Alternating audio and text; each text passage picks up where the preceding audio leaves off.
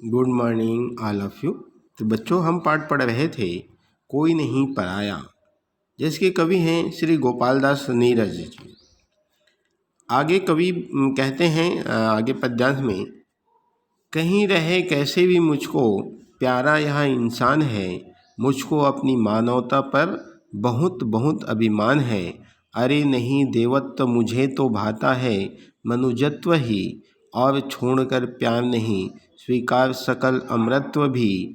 मुझे सुनाओ तुम न स्वर्ग सुख की सुकुमार कहानियाँ, मेरी धरती सौ सौ स्वर्गों से ज़्यादा सुकुमार है।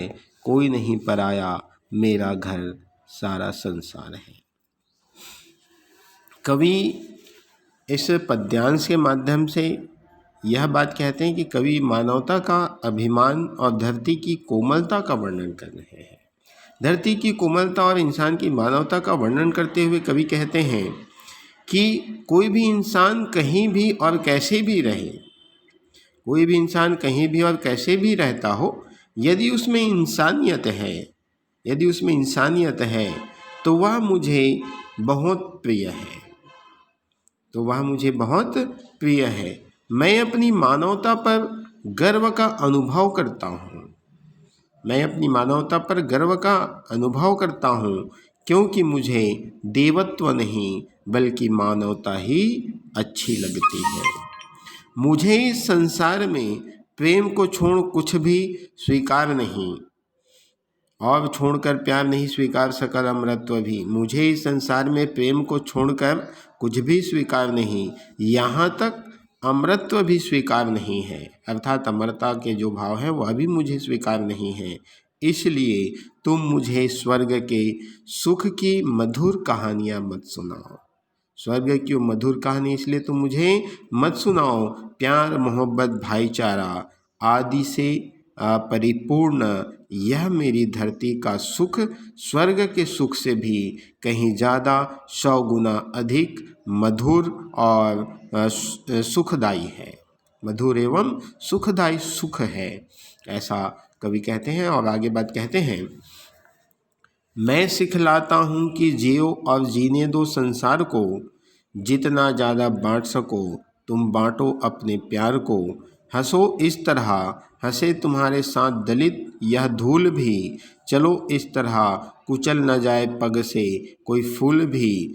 सुख न तुम्हारा सुख केवल जग का भी इसमें भाग है, फूल डाल का पीछे पहले उपवन का श्रृंगार है, फूल डाल का पीछे पहले उपवन का श्रृंगार है। कोई नहीं पराया मेरा घर सारा संसार है। आगे कवि बात कहते हैं कि मैं मनुष्य को यह सिखाना चाहता हूँ, मैं सिखलाता हूँ कि जियो और जीने दो संसार को। मैं मनुष्य को यह सिखाना चाहता हूँ कि जियो और जीने दो संसार के सभी प्राणियों में जितना प्यार बांट सकते हो बांटो, जितना प्यार बांट सकते हो बांटो। इस तरह संसार में कार्य करो कि तुम्हारे साथ, कहा गया ना, हंसो इस तरह हंसे तुम्हारे साथ दलित या धूल भी, चलो इस तरह कुचल न जाए पग से कोई फूल भी। हंसो इस तरह, आगे कवि बात कहते हैं कि तुम्हारे साथ साथ इस तरह संसार में कार्य करो कि तुम्हारे साथ साथ दलित व दबे हुए लोग भी कार्य कर सकें, दबे हुए लोग भी कार्य कर सकें। संसार के सभी प्राणियों में जितना प्यार बांट सकते हो बांटो।